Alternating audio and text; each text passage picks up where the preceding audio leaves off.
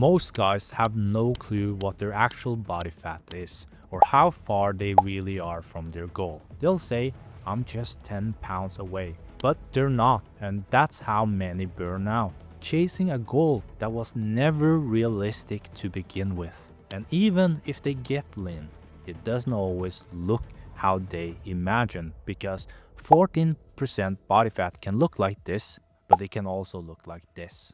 When the body you worked so hard for doesn't match with what you pictured, it can be devastating. It can be frustrating, and it can lead you to gaining all the fat back. In this video, I'll show you real visual example of what different body fat percentage actually looks like, from all over 30% all down to under 10%. And I'll tell you what it really takes to move from one stage to the next, so you can set a goal that fits your life, your training, and your timeline. By the end of this, you'll know if you're chasing the right goals or not, so you don't fall into the trap of wasting months or even years chasing a physique that you don't actually wanted or needed. If you want to know where you're starting at, there's a free body fat calculator in the link in description. You just plug in your age, gender, height, a few measurements, and then estimate your body fat, so you can from there set goals that actually make sense. Do you know what's the average body fat percentage is today?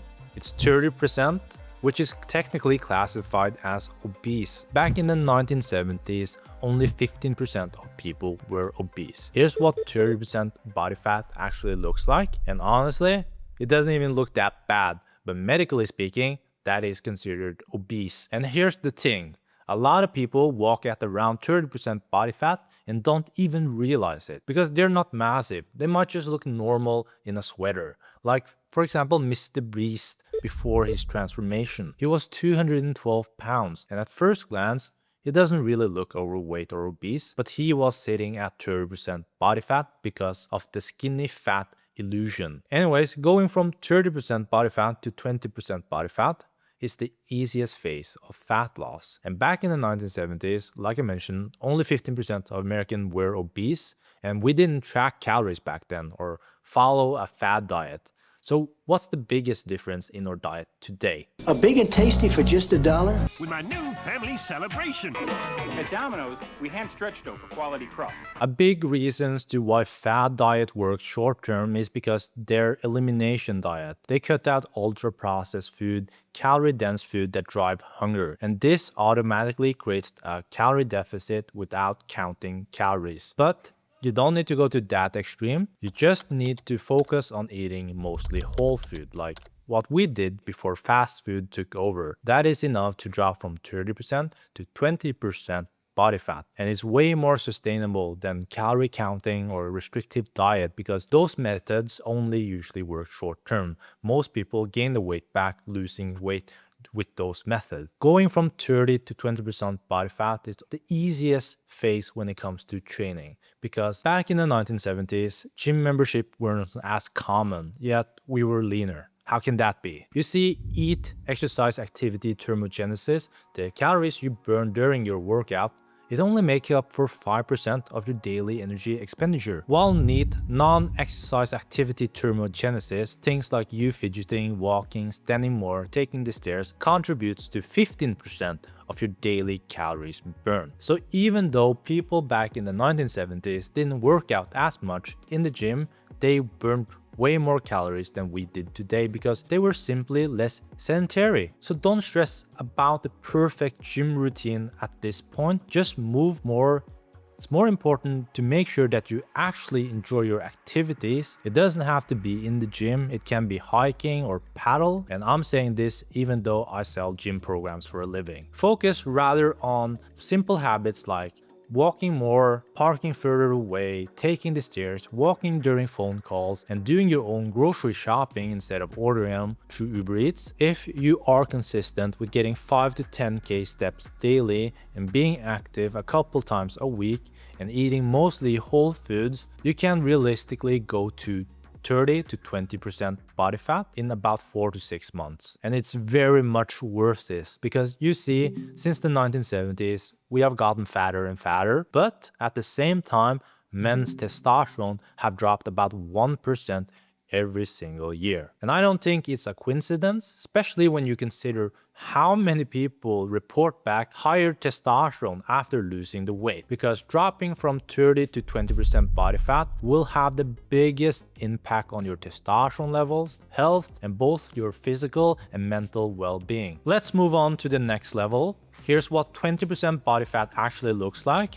And here's the thing, 20% body fat can actually look very different depending on how much muscle you have. This is ARAC pre-transformation at around 20% body fat, no visible abs, narrow shoulders, healthy though, but doesn't look athletic. Here's how I looked at 92 kg at 6'2" at around 20% body fat, same height as ARAC. And here's Eddie Hall, a lot more than 92 kg, but he's also around 20% body fat here, and the guy looks huge here. Same body fat percentage on all three, but three completely different physiques. That's the power of muscle. It can change how fat sits on your body, and is why two people at the same body fat percentage can look nothing alike. You can be at 20% body fat but look at 25% body fat, but you can also be at 20% body fat and look like you're at 15% body fat, entirely depending on how much muscle you have underneath. So if you're sitting at around 20% body fat right now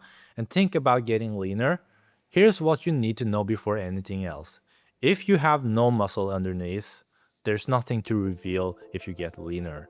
Going from 20 to 15% body fat without muscle will just make you look like a melted candle at the end of it, just skin and bones. So should you keep cutting here?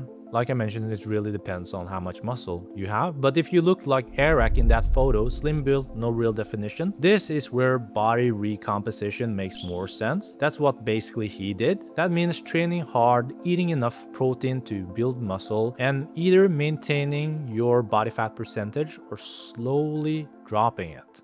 Very slowly though. Because if you keep cutting here, cutting really fast with no muscle, you'll just end up, like I mentioned, looking like a melted candle. But if you train smart, you can reshape your body itself and you'll look leaner even though you might be at the same body fat percentage. But if you have a good foundation and want to make the cut, here's how to do it. Since you're already at 20% body fat, going from 20 to 15% body fat might sound easier than going from 30 to 20. But for most people, it's actually trickier. Not because it takes longer time, but because it requires more precision. You can't just cut out fast food and alcohol and expect to lose weight. This is where you need to either create a system that guarantees a calorie deficit, maybe a system of meal prep, intermittent fasting, or partially elimination diet, or good old calorie tracking. Now let's talk about training at this stage. This is the point where hiking or just playing paddle won't have any effect on your physique. Maybe paddle will give you bigger forearms, but most of us train enough forearms and wrists every day. If you want to look lean at 15% body fat, you need some muscle to show underneath. So that means that you have to do resistance training. There's no way around it. If you're new to the gym or doesn't feel comfortable in the gym yet, you're not alone. It's very common. That's why most people quit. If you're insecure and don't know what to do or worried about failing and other people watching you, the best thing you can do as a beginning is to do a simple gym program that uses machines. Nobody messes up machines. They're just as effective as building muscle as barbells and dumbbells, but they're way less risky and doesn't require the same learning curve as dumbbell and barbells. More importantly, machine helps you build confidence to familiarity. The more times you spend in the gym doing something, even if it's basic, the less intimidating it feels. The good news is that building muscle isn't about being perfect. Honestly, 80 to 90% of the results come from being consistent and just focusing on making your workouts a little bit harder over time. That's it. For consistency, you don't need a complicated plan. You don't need to train 6 days a week or spend 2 hours in the gym every session. You just need to focus on working 2 to 4 times a week. 30 to 60 minutes each session is more than enough if you're smart with your programming and effective with your time in the gym. It's easier to stay consistent when the workout is short because it's also easier to fit it into your schedule. If you want a workout program tailored to your level of fitness and help you reach your goals as fast as possible, regardless if you're a beginner, intermediate, or advanced. One of the links in the description is the 2 weeks free coaching from me. Once you're consistent, the only thing that matters is just making it a little bit harder over time. Either adding a rep, doing some more weight, or doing an extra set. That is called progressive overload, and that is what will force your muscle to grow. Let's move on to the next level. Here's how 15% body fats looks like, and here's when we're getting really lean. But again, 15% body fat can look very different depending on how much muscle you have underneath. First up, this is what 15% body fat looks like on someone with very little muscle mass. This is me, 15% body fat back in uni. This is me, also 15% body fat, but a couple months ago. And then there's Alan Richen, aka Tad from Blue Mountain States. Also around 15% body fat, but way more muscle. Same body fat percentage on all three bodies, but completely different looks. Muscle changes everything. And also, 15% body fat is actually the sweet spot for most guys. At 15% body fat, you still feel good, your energy is solid, your sleep is still good, and your hormone levels, testosterone, recovery, all of that is in the optimal healthy range. You don't need to starve yourself at 15% body fat to stay at 15% body fat. You can go out, enjoy the food you want to have. Your performance in the gym is still good. You feel strong, you recover fast at 15% body fat, and you're not walking around tired or hungry all the time as you would be if you were at 10%. That is why I think 15% body fat is the perfect place to recon, because you can be at the same body fat percentage, but in 6 months you can be 6 pounds heavier by training hard and eating right. Same body fat, but 2 completely different body in 6 months. And that is, in my opinion, the smartest way to train, because you won't burn yourself out doing it that way. But let's say you already got a lot of muscle mass and you want to get leaner at 15%. Here's what you need to know when you're cutting from 15% to 10%. And this is where it really starts getting tough. If you want to actually look good at 10% body fat, you need to focus on lifting heavy when cutting down to 10%. Because at this stage, you're just not losing fat anymore. Your body is trying to take some of the muscle with it. And lifting heavy is what helps you hold on to as much muscle as possible while losing weight. When it comes to diet, this is where you just can't wing it anymore.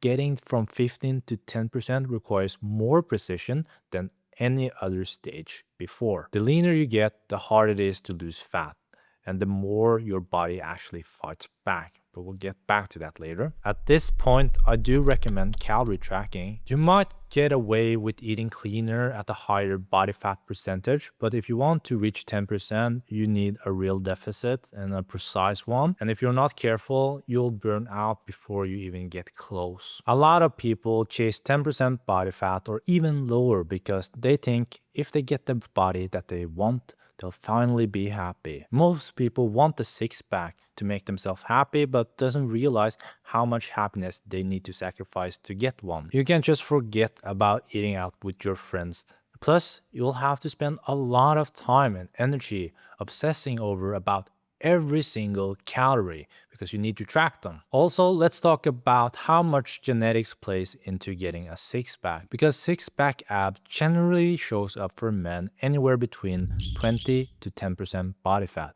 For women is 28 to 18. And that is a huge range. And where you end up in that spectrum is mostly down to your genetics. Shout out to James Smith. I'm gonna use him as an example here. And I've got a bit of a weird body, but it's not actually even weird. It's actually quite normal, but I was made to feel like I had a weird body. I'm about 11% body fat. I've got very lean legs, I don't actually carry fat in many other places than my stomach. The last time I did a DEXA, I actually had more body fat than this, and I was about 11.2%. James says he's around 11% body fat according to the DEXA scan, but his six-pack still doesn't show because of his genetics. You see, when you lose weight, you have no control over where your body decides to lose fat. For James, it seems like his legs, arms are the places that loses fat first when he loses weight, and belly is one of the last places for him, I reckon, that loses fat. He probably need to be below 10% body fat for his abs to show. Meanwhile, for someone else, abs might pop at 20% body fat. But still, regardless of where you lose body fat,